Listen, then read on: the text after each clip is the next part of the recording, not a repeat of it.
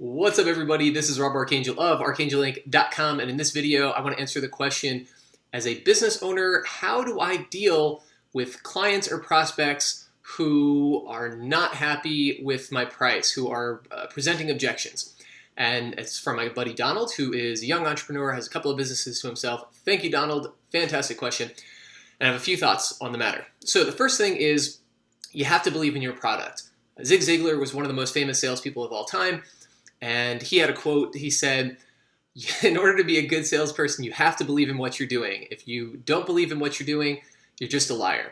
So one, you really have to have a good product, have something that you believe in, be really, really happy with it, and really believe in your heart of hearts that this would add value, would bring satisfaction, would bring ease, would bring comfort, would bring whatever it is to the lives of your prospects. So that's the first thing.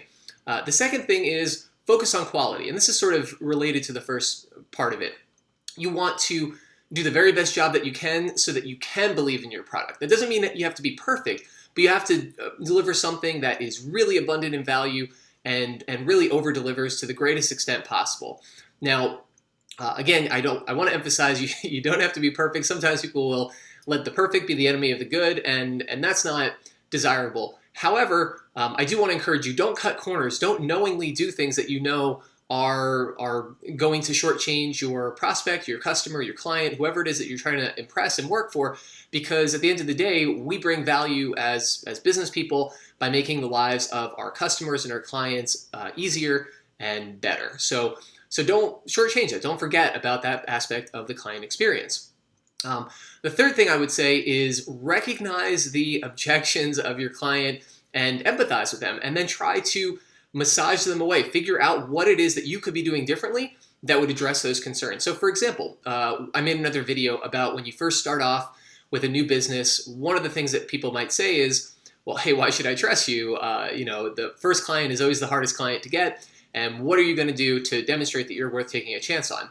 And you can do a number of different things. One of them is you build a body of work on your own and really over-deliver, do the very best that you can, and demonstrate your competence, your skill, and what you have to offer to people. To build up a clientele of others, if possible, offer to do your services at a deeply discounted rate or for free, again, to build your resume and make it really worth their while to the early adopters, so that you can in turn leverage their participation to find new adopters, to find new people later, to build on that reputation and to grow your business.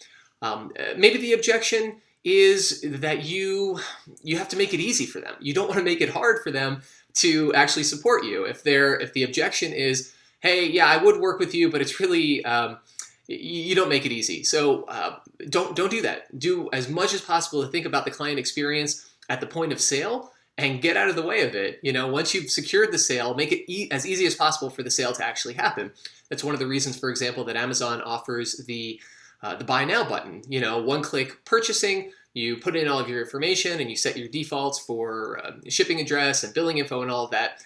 And that's it. You have one click, and that's the only objection that you have to get over, because they know if you have to go through multiple steps, there's going to be attrition at each point. So make it as easy as possible. So think about that in terms of your client experience as a way to meet that objection that might not be easy for them to work with you. If the objection is over something like price, be really clear for yourself and be really articulate about what differentiates you from the next lowest cost competitor out there. Say, yes, we can do it cheap. Let's say you're in the business of plumbing, and you say, yeah, well, we could do it cheaper, but do you want to hire me now and then hire me in 3 weeks or a month later, because we took some shortcuts and we did the cheapest thing possible, but now you're gonna have to pay later. You want to be really clear and articulate about why you have value at your particular price point so that they understand. And the fourth and final thing that I would recommend for meeting client objections is be okay with it at the end of the day. Not everybody's going to say yes, and that's okay. You can absolutely do really, really good business, even if the majority of people in the world never support you, never are interested in what you have to offer. As long as you provide great value for your core demographic, your core clientele, then you can be just fine. I mean, even if you have a huge business model, let's say you're McDonald's and they have billions and billions served, Well, that's good, but that also means that there are billions of people who have never been to McDonald's and who never will be to McDonald's, and who maybe in principle will never want to shop at McDonald's, even if they have the opportunity. So know that it's okay, and desperation is not a good look. So, grabbing people's, coats and dragging yourself on your hands and knees, please support me.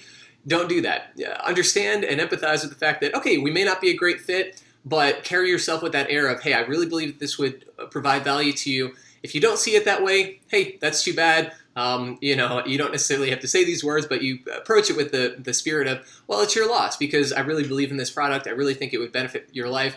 And if you say no, yeah, so be it. That's, maybe a little bit of skin off my back, but maybe more skin off of your back because you're not experiencing the benefits that I can bring. So those are some ideas for meeting client objections. I would love to hear about your experience down below. Feel free to like, comment, and subscribe. Let me know about your experience in business and meeting client objections and massaging them and making the sale. So thanks for watching. This is Rob Archangel of archangelinc.com. I will see you all next time.